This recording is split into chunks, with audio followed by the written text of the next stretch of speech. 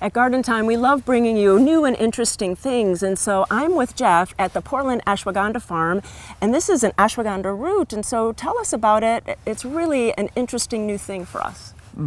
Ashwagandha is known as Indian ginseng. It's the queen of the herbs in the Ayurvedic tradition. It soothes the nerves and has countless benefits for humans in a stressful world. We grow it to help people relax and be strong in these modern stressful times. And so here we're in the Portland area and you're growing it, and so it's interesting that it can be grown in India and then also here. So what is the process of growing it? Well, we seed our ashwagandha in the early spring. Starting in March, we put it into trays. We grow it out until June, so we give it a whole lot of soil. Wow. We do kind of a deep dish tray. We grow it for about 3 months in the tray. We transplant it into the earth in the first half of June. From the 1st to the 15th, we try to get everything in the ground. And then we just maintain the crop until September, October after the equinox, and then we'll begin to harvest very soon. Today is the 1st of October, and we will begin to harvest next week. Oh, wow. So it's a pretty big plant for that short a time. It really likes it out here.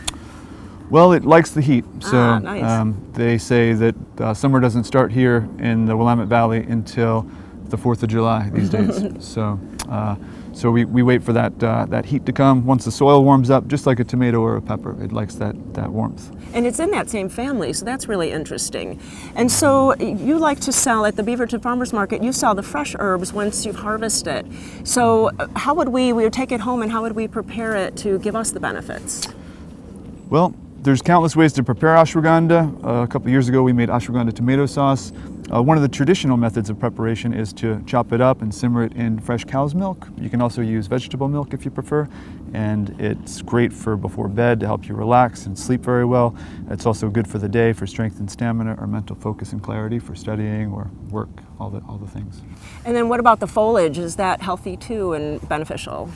The science about the leaf is just coming to be more understood. There was a Japanese study last year that found the leaf is better for some of the sleeping benefits.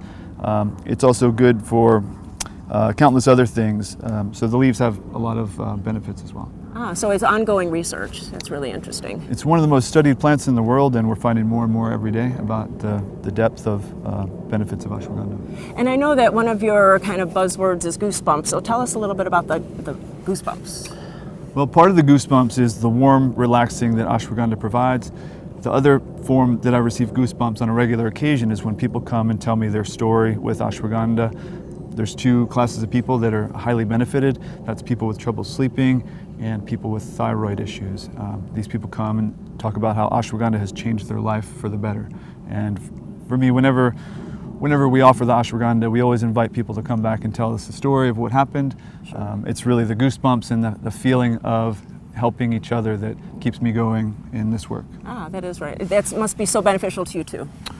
There's a lot of work that I used to do that didn't make my heart sing, and growing ashwagandha helps my heart sing through helping others. That is wonderful. So you can go to the Beaverton Farmers Market and find Jeff, and especially during this time when he has harvested the roots. So go to gardentime.tv, we'll click you over to their website and you can find out all that information. Really interesting. Thank you so much. Oh, thank you. Bless you.